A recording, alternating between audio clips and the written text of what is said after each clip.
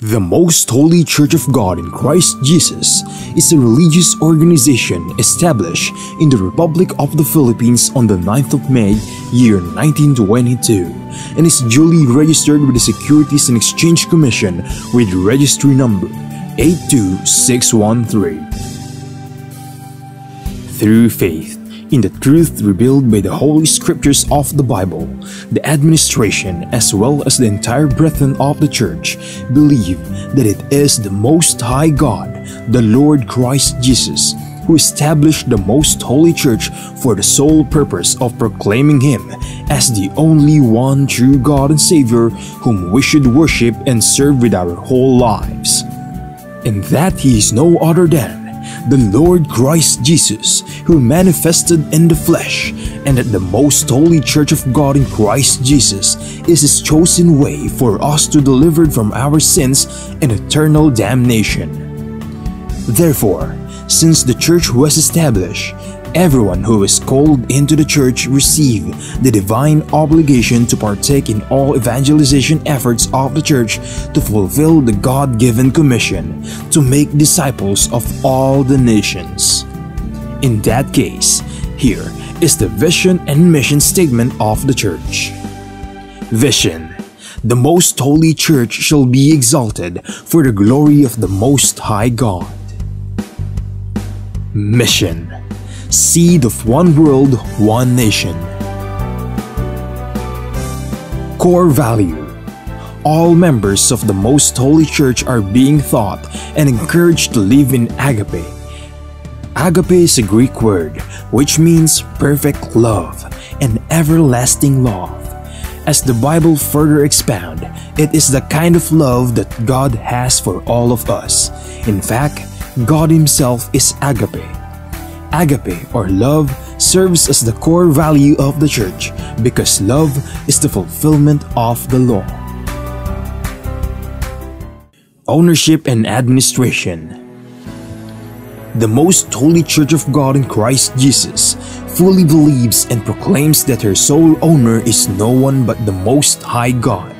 He is the only King who reigns all over the Church. Everything the Church achieve and will achieve in the future are the works of God. God governs over His Church through His appointed men to administer the Church. Like the first church established in Jerusalem, which was administered by the apostles, the Most Holy Church is currently administered by the 7 bishops, presided by the general bishop. The church administration oversees over the whole church and through the appointed council of elders, composed by the presbyters and ministers who were appointed to administer congregation and ministries. Expansion and growth: currently, the church has established congregation in most places in the 3 major islands of the Philippines, namely Luzon, Visayas, and Mindanao. Also, the church is making necessary preparation to intensify its expansion and establish congregation in all major cities and provinces in the entire country. There are also active congregation of the church in other countries. In the United States of America, in Canada, in Australia, Hong Kong, in Singapore, Malaysia, United Arab Emirates, Japan, Taiwan, Kingdom of Saudi Arabia, Qatar, Belgium, Cyprus, France, Germany, Italy, Spain, and United Kingdom. The Most Holy Church of God in Christ Jesus is looking forward to aggressively propagate the gospel, to edify the church in places where it was already established, and also to establish new congregation in other countries to complete the mission and fulfill the vision of the church. Services: since the main purpose of the existence of the Church is to propagate the gospel to all nations, the Most Holy Church established various evangelization efforts of the Church to reach more people even in the farthest corners of the world. The church produces evangelization programs that are aired via radio, cable TV, and in different social media or online platforms. Radio stations, Philippines.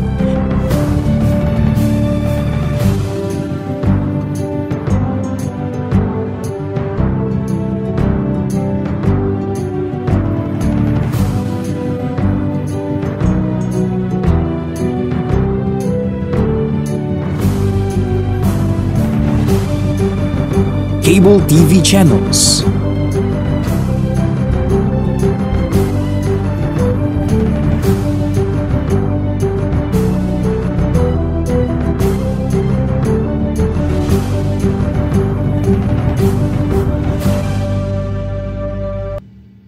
Online platforms, Facebook, MHC Media. YouTube, The Most Holy Church. Official website, www.mostholychurch.com. Charity. Aside from actively upholding evangelization efforts, the Most Holy Church is also active in charity works. Here are some of the ministries of the Most Holy Church established to serve both members and non-members of the church. Lingap Agape Ministry. The church established the Lingap Agape Ministry, which engages in community services like goods and charity donations, feeding programs, blood donations, and other services to cater church members and non-members who are in need. Damayang Kristiyano. On May 1, 2004, the church administration established the Damayang Kristiyano Ministry that aims to help the needs of the family of a deceased member of the Most Holy Church, especially in their burial expenses. Schools. Pristine Heritage Academy, formerly known as Pristine Learning and Tutorial Center. The Pristine Heritage Academy was established by the Most Holy Church in February of 2009. The school is open to all church members and non-members alike for the fulfillment of a part of the Most Holy Church community service. Mahanaim Evangelical Academy. The church administration aimed to give standardized education and training to church members who aspire to become missionary workers and ministers of the church. Thus, in 2018, the church administration established the Mahanaim Evangelical Academy that provides classroom lectures and on-the-job training so that aspirants to partake in the Lord's mission may be molded to become a proud messenger of God. The Mahanaim Evangelical Academy mainly holds its training in Gabay Center, the training facility of the Most Holy Church located at Barangay Sumalo, Municipality of Hermosa, Province of Bataan, Philippines. The Centennial Celebration of the Most Holy Church. The Most Holy Church of God in Christ Jesus recently celebrated its 100th anniversary on the evening of the first day of May 2022 at the Gabay Center, the newly built facility of the church situated at Barangay Sumalo, Municipality of Hermosa, in the province of Bataan, Philippines. On the morning of the same day, the church held the inauguration and dedication of the Gabay Center. The Gabay Center is a training facility of the church built through the favor of God and the collective efforts of the entire brethren from around the globe. From the proud members of the church, we are inviting you to join us and be a member of the Most Holy Church of God in Christ Jesus, so that we may share the ever-abounding favor of God towards His beloved children. Please take time to listen to the preaching of all the topics composing the lessons of spiritual salvation, so that we may share to you the teachings and doctrines of the Most Holy Church, which are purely based on the Bible that will lead us to our soul's salvation.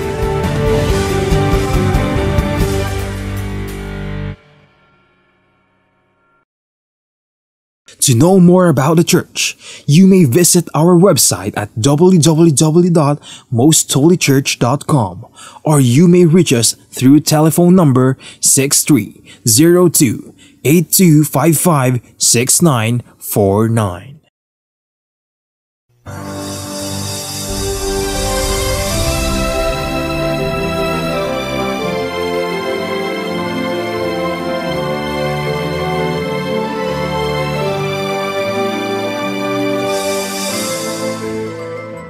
Kapayapaan po ang sumainyo mga giliw naming mga taga-subaybay. Isang panibagong pagkakataon na naman po ang kaloob sa atin ng Panginoon upang patuloy tayong makasubaybay at makaalam, makaunawa at sampalatayanan ang mga pagtuturo ng kalooban ng ating Panginoong Diyos na nasusulat sa banal na kasulatan. At ito po ay inihahatid sa inyo ng programang ito na ang Kabanal-Banalan.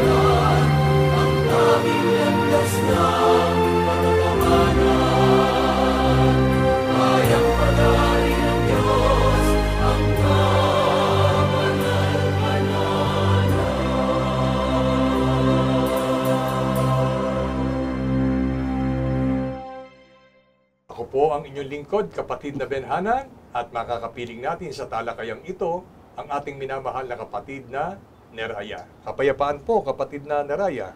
Kapayapaan din pong sumainyo, kapatid na Benhanan, at kapayapaan po sa lahat ng aming mga minamahal na taga-subaybay ng palatuntunang ito na ang Kabanal-Banalan. Isang napakahalagang pagtuturo ang ngayon po ay ating sama-samang maririnig, sapagkat ito po ay tumatalakay sa Diyos na atin pong pinaglilingkuran. At marahil, magtataka tayo, sa dinami-dami ng mga mananampalataya at kumikilala sa ating Diyos, bakit tila baga iba-iba ang kinikilala nating Panginoon Diyos? May mga nagsasabi na 3 ang Diyos, 2 ang Diyos, at higit pa. Maging sa iba't ibang mga bansa ay inihahayag nila ang kanilang pananampalataya na kumikilala sila sa Diyos, subalit napakaraming Diyos ang kanilang kinikilala. Kaya mas matuwid at nararapat na kung kikilalanin natin ang ating Panginoon Diyos, dapat yung pagkilala na yon ay nasasali sa banal na kasulatan o ang Biblia. At upang pasimulan po natin ang pagtalakay, kapatid na Neraya, ano po ba ang isang mahalagang dapat na itinuturo ng mga magulang sa kanilang mga anak? Ang sagot po ng Biblia ay mababasa po natin sa unang Kronika. Ang kapitulo po ay 28 at ang bersikulo po ay 9. Pakibasa po, kapatid na Benhanan. At ikaw, Salomon, na aking anak, kilalanin mo ang Diyos ng iyong ama, at paglingkuran mo siya ng sakdal na puso at ng kusang pag-iisip, sapagkat sinasaliksik ng Panginoon ang lahat ng puso, at naaalaman ang lahat na akala ng pag-iisip. Kung iyong hanapin siya, ay masusumpungan siya sa iyo. Ngunit kung pabayaan mo siya, kanyang itatakwil ka, magpakilanman. Maliwanag po ang talatang binasa at atin pong narinig. Ito po ay isang mahalagang pangyayari sa buhay ng Haring si David at sa piling ng kanyang anak na si Solomon. Ito po yung tagpo na kinakausap niya ang kanyang anak, lalo na po nung panahon na malapit na ang kanyang pagpanaw, ay nagsasabi siya ng mahalagang pagbibilin. Ipinatawag niya ang kanyang anak na si Solomon at sinabi, aking anak, kilalanin mo ang Diyos ng iyong ama. So ang Diyos na kinikilala ni David ay dapat kilalanin at makilalang lubusan ni Solomon. At bukod doon ay yung pangalawang kanyang sinabi, paglingkuran mo siya, na taglay mo anya ang sakdal na puso at kusang pag-iisip. So dalawang mahalagang bagay po ang hindi lang bilang hari, kundi bilang isang ama na nagbibilin at nagtuturo ng mahalagang bagay sa kanyang anak na si Solomon. Inuulit ko po, ang unang bagay na hindi niya nakalimutang ituro at ibilin ay ang kilalanin ang Diyos. At pangalawa ay ang paglingkuran ang Diyos ng buong puso. At mauunawa din natin na ipinahayag at ipinaunawa ni David bilang ama ang kahalagahan na makilala ni Solomon ang Diyos at iti kanyang mapaglingkuran. Kung makilala niya ng lubusan at maipadama ni Solomon ang tunay na kahulugan ng pagkilala sa Diyos at magawa niya ang paglilingkod, ang sabi, masusumpungan mo siya. Sabihin, lalong magpapakaranas-ranas ang Diyos sa buhay mo bilang aking anak.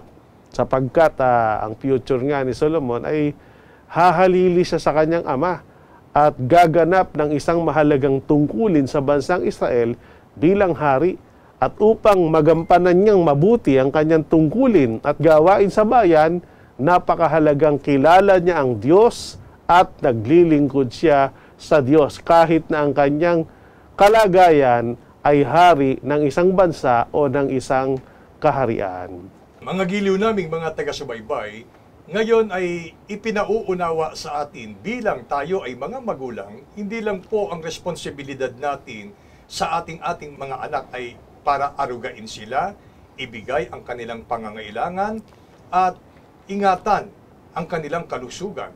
Dito'y mauunawa natin na bilang mga magulang ay mayroon tayong pangunahing pananagutan sa ating mga anak. At yung pananagutan na yon, ayon sa atin pong napakinggang talata, bilang magulang, ipakilala po natin ang Diyos na dapat paglingkuran ng buong puso at hindi dapat pinababayaan ang gawaing ito sa ating Panginoon. At dito po makikita natin si Haring Solomon na anak ni Haring David, bata pa lamang ito ay tinuturuan na ni Haring David kung sino ang Diyos at ano ang kapangyarihan ng Diyos at gaano kaibig-ibig ang ating Panginoon Diyos. Kaya hindi po naging mahirap kay David na ibilin na patuloy kay Solomon ituro sa kanyang anak sapagkat kinalakihan ni Solomon ang pagtuturong ito mula sa kanyang mga magulang. At tayo po bilang mga magulang, napakamaselan po ang bagay na ito.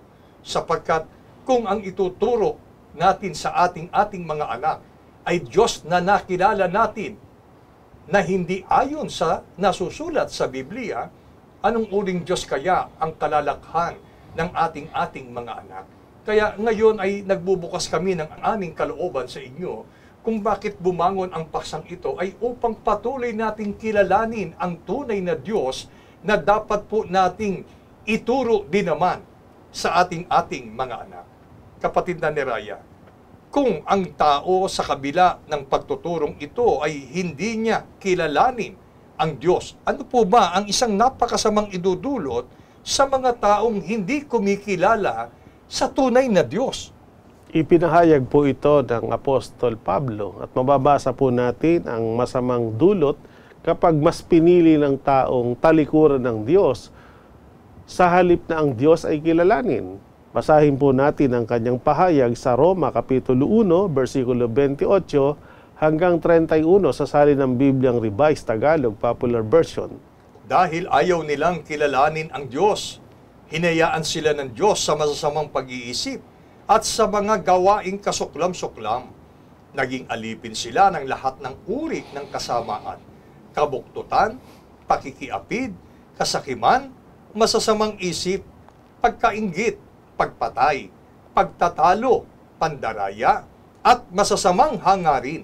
Sila'y naging mahihilig sa tsismis, mapanirang puri, nasusuklam sa Diyos, walang pakundangan, mapagmataas, mayayabang, mapagkatha ng kasamaan at suwail sa magulang. Sila'y naging mga hangal, mga taksil, mga walang puso at di marunong lumingap sa kapwa. Ang narinig po nating mga salita ay nagpapahayag po ng mga masasamang pag-uugali, uri ng pananalita, pag-iisip at pamumuhay ng maraming tao, batay po sa isang observation ng Apostol Pablo na nangyayari sa isang kapaligiran nung kanyang kapanahunan. At ang mga bagay po na ito, kung tayo mag-observe, ay nangyayari din po sa ating panahon.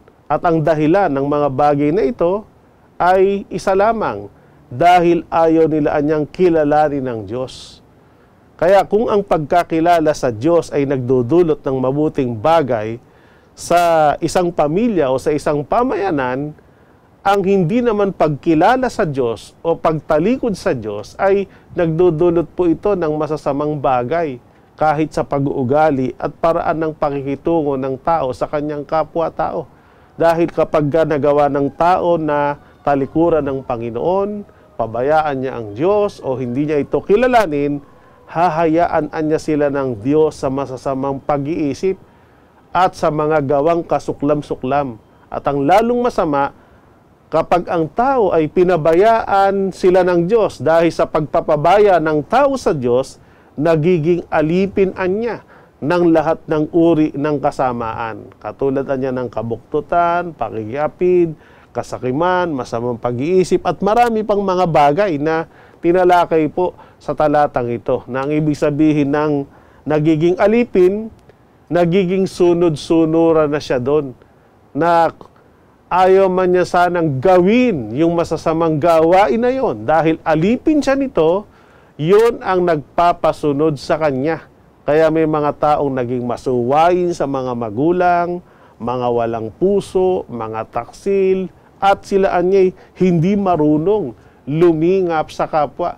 So, ibig sabihin, lahat ng itong masasamang ugaling na ito ay resulta na lamang ng hindi pagkilala ng tao sa Diyos na naging dahilan para sila'y ipaubaya ng Panginoon sa ganitong masasamang likas, gawi at mga gawain. Mga giliw naming taga-subaybay, sino kaya sa atin na mga magulang ang nag-iibig na magkaroon sila ng isang anak na masuwayin, pumapatay, palatalo, maiinggitin, at iba't ibang mga masasamang katangian na posibleng maging taglay ng ating mga anak. Walang magulang na nagnanais na ang kanilang mga anak ay maging ganito. At upang maiwasan po natin na magkaroon tayo ng ganitong uri ng anak, matwid lamang na atin pong ituro at ipakilala sa kanila ang ating Panginoon Diyos. At siyempre, ang unang-unang dapat po na kumikilala sa Diyos ay tayo na mga magulang na dapat magturo sa ating mga anak. Sapagkat walang kabuluhan na tinuturo natin, pinakikilala natin ang Diyos sa ating mga anak. Subalit, hindi naman makita ng ating mga anak na tayo man ay gumagalang, rumirespeto sa kalooban at kautusan ng Panginoon, baliwala at mawawalang saysay ang mga pagtuturo at pagpapakilala natin sa ating mga anak sa Diyos na dapat po nating paglingkuran. Ngayon, papaano po ba, kapatid na Neraya, ang tunay na pagkilala sa Diyos na dapat magawa ng tao? Dahil alam nyo po, wala naman tao. Kung meron man, napakaliit na porsyento na walang kumikilala sa Diyos. Lahat, halos, sa mundong ito ay nagsasabing, ako na may kumikilala sa Diyos.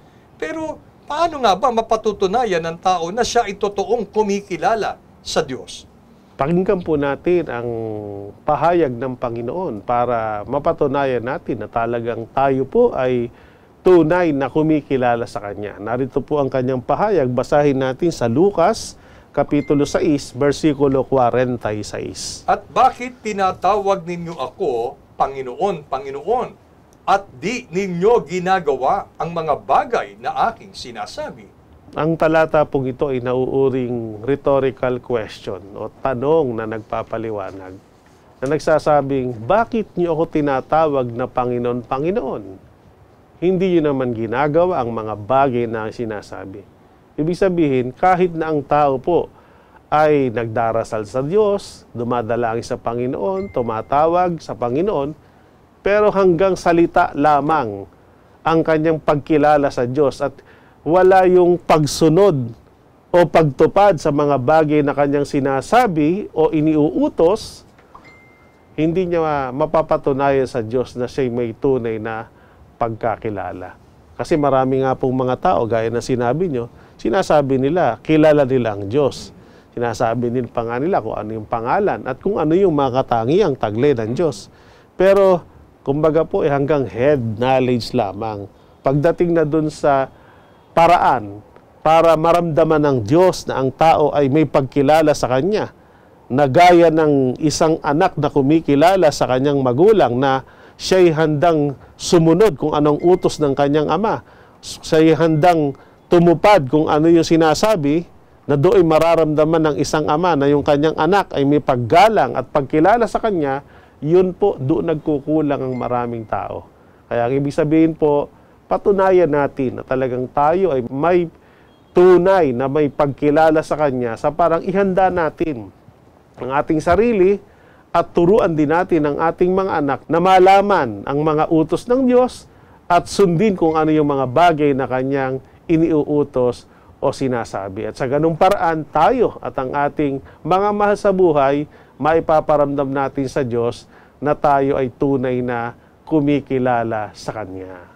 Alam nyo, naalala ko tuloy ang karaniwang sentimiento ng isang magulang na pagka may mga anak silang matitigas ang ulo, hindi pala sunod, sinasabi ng magulang, para ano pa naging tatay nyo ko? Para ano pa, naging nanay nyo ko? Tinatawag ninyo akong tatay, tinatawag ninyo akong nanay, pero hindi ko naman makita ang pagsunod ninyo sa akin. Gayon po ang diwa ng ating Panginoon. Kaya hindi po sapat na may kinikilala tayong Diyos, pero hindi naman po natin sinusunod yung kanyang banal na kalooban. At alam niyo po ba, sa pagsunod natin sa ating Panginoon, hindi tayo ang mamimili kung ano yung mga utos na ating susundin. Pagka po sinabi ng Panginoon, walang labis, walang kulang, doon tayo lumakad. Yun ang ating gawin para magpatunay na totoong kinikilala natin ang Diyos at pinahahalagahan natin ang Diyos na sa atin po ay lumikha.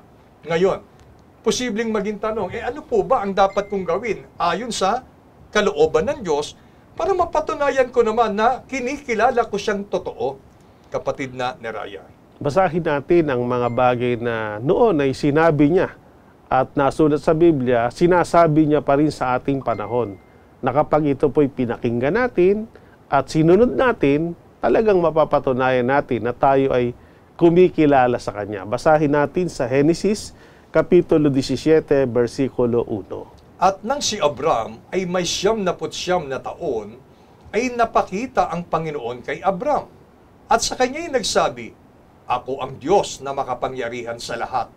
Lumakad ka sa harapan ko at magpakasakdal ka.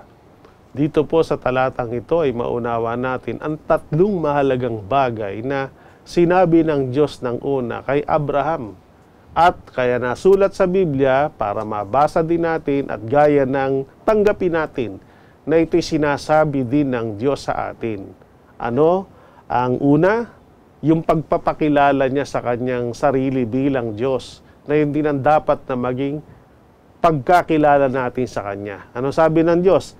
Ako ang Diyos na makapangyarihan sa lahat. Yun ang una. Pangalawang sinasabi niya, lumakad ka sa harapan ko. At ang pangatlo, magpakasakdal ka. So kung magkakaroon tayo ng tamang pagkakilala sa Diyos, ay dapat nakabatay sa kung paano ipinapakilala ng Diyos ang kanyang sarili.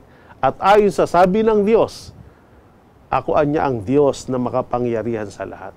Ang tanong, kinikilala ba natin na ang Diyos ay siyang makapangyarihan sa lahat? Kasi kung gayon ang pagkakilala natin sa Kanya, magkakaroon tayo ng banal na takot sa Kanya, magpapasakop tayong lubusan at talagang susunod tayo sa kung ano ang Kanyang sinasabi. Kaya baka ang kinikilala mong Diyos, sabi nga, may bibig di naman nagsasalita, may mata di nakakakita, o may tenga di naman nakakarinig. At pag merong mga pangyayari o kalamidad na nagaganap, kailangan mo pang buhatin para iligtas sa halip na magligtas. Walang magagawa. So hindi po Diyos yun. Baka yan ang Diyos na pinapakilala nyo sa inyong anak. Nagkakamali po tayo. Hindi makapangyarihan yan. Bagamat itinuturo nating Diyos, wala namang nagagawa. Ang dapat nating ipakilalang Diyos, yung Diyos na makapangyarihan sa lahat. Na bagamat siya espiritu at hindi nakikita, subalit kumikilos at nakapangyayari ang lahat ng kanyang kalooban. At sinabi niya, kung kinikilala nyo ako na Diyos na makapangyarihan sa lahat, lumakad ka sa harapan ko. Ano po ibig sabihin ng lumakad ka sa harapan ko? Mamuhay ka batay sa kung ano yung gusto ng Panginoon. Hindi yung namumuhay ka na batay sa kung ano lang ang gusto mo. At ang pangatlo, magpakasakdal ka. Dahil ang Diyos ay sakdal. Ang sinasabi niya sa atin, magpakasakdal. Saan ba sakdal ang Diyos? Sakdal siya sa kabanalan, sakdal siya sa kabutihan, sakdal siya sa pagmamahal. Kaya magpakasakdal tayo sa kabanalan, magpakasakdal tayo sa kabutihan, lalo na po maging sakdal tayo sa pag-ibig. Na yon ang sinasabi ng Diyos sa atin na dapat dinggin natin at sikapin nating masunod para masabing tayo nga po ay tunay na kumikilala sa Kanya. Mga giliw naming mga taga-subaybay, sana po ay unti-unti ay nabubuksan ang ating pong kalooban, ang ating pangunawa. Hindi po namin hangad na kayo ay siraan, na kayo po ay magalit. Sapagkat sabi nga, kapatid na ni Ryan, ni Apostol Pablo, kung sabihin ba namin ang katotohanan, magiging kaaway niyo baga kami? Huwag daw ang mangyari. Ang mga salitang ito'y hindi buhat po sa amin. Ito po ay nababasa naman sa banal na kasulatan. At kami po ay kasangkapan lamang sa pagpapahayag ng kung ano ang mga banal na kalooban ng ating Panginoon Diyos. Ngayon, sa pananatili natin sa buhay na ito, sa mundong ito, ito ay nagsisilbing gabay po sa atin upang tayo'y magkaroon ng makabuluhang pamumuhay na may taglay na banal na takot sa Panginoon, na ang ating pananalita, ang ating pag-iisip, ang ating kalooban, ang ating pagkilos o pamumuhay ay nakabatay lamang sa kung ano ang kalooban ng ating Panginoon Diyos. Kung gayon po, ang sinisikap ng isang tao sa harap ng Panginoon, dito matutugunan niya ang kahingian ng Diyos na sila ay nagpapakasakdal.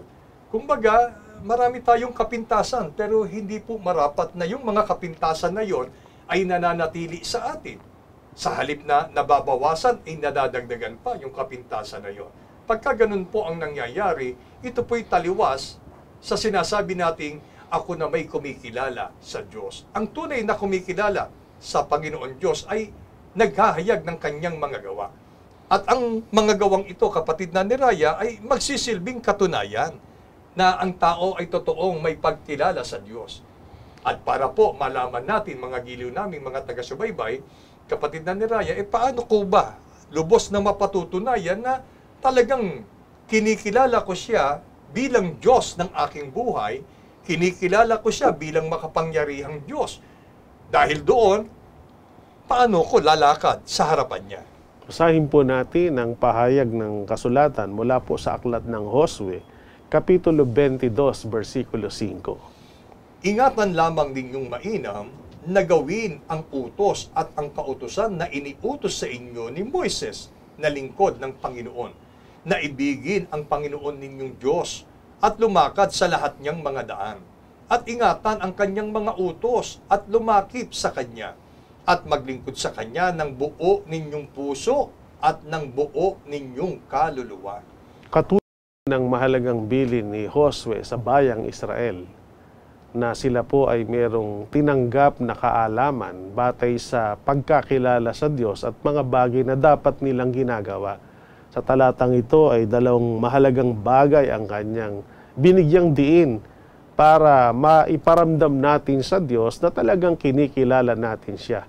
Una po ay talagang patunayan natin sa Diyos na siya'y iniibig natin. Na po?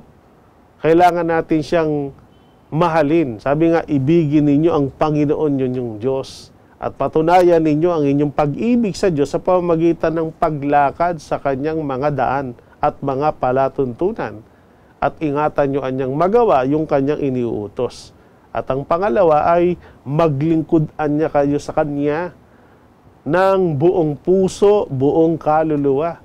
Kasi nga, ang Diyos Panginoong Diyos Siyempre, pagka kinikilala mo siyang Diyos, dinidiyos mo siya, sinasamba mo siya. At kung kinikilala mo siyang Panginoon, pasasakop ka sa Kanya at handa mo siyang paglingkuran.